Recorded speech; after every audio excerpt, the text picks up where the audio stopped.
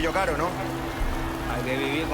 There we go. So one common word is caro, and that means expensive. So he just said, it's expensive, no? And then that means caro. Ha habido suerte.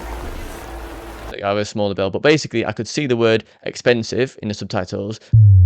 Alright guys, many of you have said to me that you want to practice speaking a different language using TV shows and movies, and it's a really good way of learning because it gives you context to what you're hearing and listening to basically. So in this video I'm going to dive straight in and basically talk about how I'm watching different TV shows and movies in Spanish. It's how I learnt Spanish and Italian, and I'm going to show you how I do it. So I'm going to share my screen, and on Netflix, that's what I use. Set your preferences. You go and browse by languages, go in English, and then go down. So I want to go to a native Spanish TV show. That's what I want. And there's a lot of them here, but I'm going to start with this one as an example. No sé. That volume is very, very loud. Let's turn it down a bit so I don't deafen myself. Okay, cool. So what I'm going to do is you can choose between, it depends on your level as to what subtitles you use. However, I'm going to tailor this to people who are maybe more basic in the level. So what I'd recommend is if you're quite basic with Spanish, put the English subtitles on, or whatever your native language is, because then you can understand more of what's going on by reading the subtitles rather than having to sort of guess and having no idea. So you can have the audio to their normal voice, no dubbing, you can just hear the Spanish accent, but then you're reading what's going on by looking at the subtitles in English. So let's dive straight in. ¿Qué hay? Buena. Buena. ¿Quiere un globito, cielo? Venga, abajo, conejito. So you can see straight away he was saying, hi, how's it going? Would you like a balloon? So you can see the context and then you can see the text down there. So that makes it a lot easier to work out what's actually going on. ¿Cuánto es? 5.50. That's a really good point. So at that point there, I could see, he said, how much is it? Oh, 5.50. ¿Quiere un globito, cielo? Venga, abajo, conejito. ¿Cuánto es? 5.50. You say cuánto es, which means how much is it, and then 5.50, which means 5.50. So if you're learning your numbers, that's a perfect example to see, oh, okay, I've learned it from the book, but now can confirm that after watching this Netflix series, they also say it. So it's like a second way of confirming to yourself that what you're learning is true, because you're seeing it in a different context, basically. By the way, I've created a free email course that takes 1 minute to read every single day, and you get 30 days of value, of actionable advice and tips to help you reach your language goals in less time with less effort in a more enjoyable way. There's a link below to check it out. Le voy a tener que dar uno de 50. ¿No le cambio, socio? Ah, no, mira. Bear in mind though, this is something to consider in outside of watching TV shows as well. If you go anywhere in a busy place, it's hard to understand people even if they speak to you in your native language. So bear in mind that if you're watching this, you shouldn't be able to understand every single word because it's noisy. It's raining, there's a lot going on, there's a busy crowd. So don't blame yourself or don't go too hard on yourself if you're not understanding what they're saying. And to be fair, in English, I still need English subtitles to understand what's going on because it's too noisy. Uno más pequeño. Ha habido suerte. Hay que vivir con... There we go. So one common word is caro, and that means expensive. So he just said, it's expensive, no? And then that means caro. Ha habido suerte. Like I have a smaller bill, but basically I could see the word expensive in the subtitles, and I could hear the word caro. So that to me confirms my understanding of the word expensive. Un poquillo caro, ¿no? Hay que vivir, compadre. And then his facial expressions, you can understand he's saying, oh, it's a bit expensive now. And then the other guy is saying, oh, I have to make a living, you know, it has to be that price. And then he's like, oh, okay. So you can match the emotions behind how people talk while they're saying these things. And it's the same way that we communicate in every single language. We all have our ways of saying things or body language between every single human, basically. We all have the same emotions, so it's just the words are different, but you can understand what the words mean by using the emotions to help you out, basically. On that note, I've created a free email course on how to watch TV shows and movies for language learning.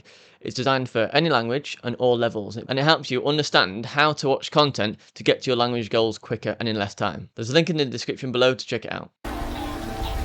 One other major thing that I want to point out here is that if you're watching TV shows and movies to learn a different language, don't keep on pausing it to look up a word, especially if I have Spanish subtitles. I've currently got English subtitles, so I don't really need to look it up because I know what's going on. But if I put Spanish subtitles on and I see the word caro, which means expensive, but I don't know that, I'd then pause it, get out my phone, look it up and go, like, okay, translate or reverso, English, okay, cool, right. So that means that, wait for it to load, Wonderful. Cool. I now know what it means. But then I've paused Netflix. My mindset is out of the equation. I'm not currently invested into what's going on, and I play again. And if I'm new to language and I don't know exactly what's going on, I'm going to be pausing it every 3 seconds or every few seconds because a lot of the words I'm going to have to look up. So that interrupts my flow. So that's bad. So ideally, what you want to do is just try and continue watching. Try and keep watching it despite not knowing every single word. Because realistically, you don't need to know every single word to understand the flow of what's going on. The most important thing is that you're engaged into it. You feel like you're part of what's going on, and that grips you and makes you want to continue watching it. And that is the secret. You have to do what you can to keep watching it, because that's how you understand more and how you learn more. And you have to accept that there's going to be words you don't know right now, but that's fine. Just let it go. You have the urge to look it up, but just keep watching it, because over time those words will repeat and you'll see them in different contexts and you'll learn what they mean over time anyway.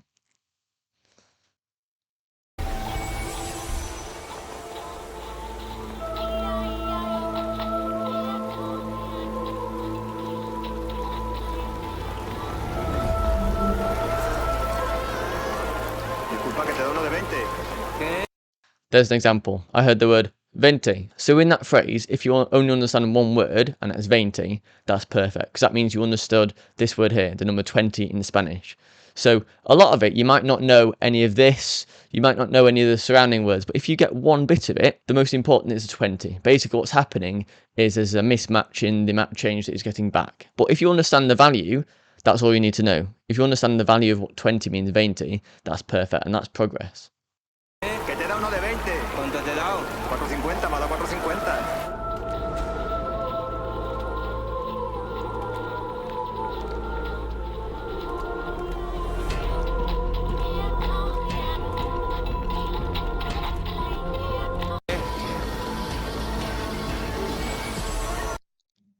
Amaya! Amaya! See, and this is an example. If I paused it right now, there's something that's the little girl's run away, the father's trying to find her, and something's happened. The last thing you want to do right now is pause it like I have just done right then. You might have been getting into it, and then you're like, oh, James, what the hell are you doing? Why are you pausing it? And the reason is I might be looking up a word, but then I'm not invested in what's going on. I want to know. Something's happening. I'm excited. I'm like, what's going on? And if I pause it in that moment to look up a word, I open my phone, go on Google Translate, and I say, okay, cool. But then that's not the worst thing. The worst thing is because I'm on my phone now, I might have a WhatsApp message, I might have an email, I'll have a distraction, and that pulls me out of the TV show even further. That's the nature of using our phones. It's great and super useful, but then if I open an email or WhatsApp message and I want to respond to it, I respond, then I'm back into it and I'm like, oh, what was the last 5 seconds? Why is he running away? I forget what's happening. So that's the issue. That's what you miss out on. So the best thing is to continue watching it, basically. ¿Avisa a mi hija? No. Estaba aquí, no la he visto. ¿Qué va? ¿Qué va? Amaya! No lo he visto. It's like visto. You can see visto. And essentially at that point, if you didn't understand any other word apart from visto and like a question to see, the father is obviously asking Father Christmas or Santa, did you see her? And he's like, no, and he's looking confused. So you've now learned a new word, and that is visto. Now, not every word will be in the right format, essentially. Some might be past tense, some might be future, some might be conjugated in a certain way. However, you're learning the word and how that makes sense in that context. And then you build further understanding about that word as you watch it more. Anyway, that's a small look into how I watch Netflix to learn Spanish, and I do the same with Italian as well. It's best to look at native TV shows because then you can hear the original audio in the language that you're learning, which is perfect. Then obviously, if you're very new to the process, you can have English subtitles in your native language. That's so you can understand more of what's going on. But then obviously, as I understand it more, I could switch to Spanish. Then it'd be a bit more difficult and harder to resist the urge to look at words. But as long as you don't look at words, you get into what's going on and you understand enough of it to know what's going on, then that's perfect. Anyway, that's it for today. See you later.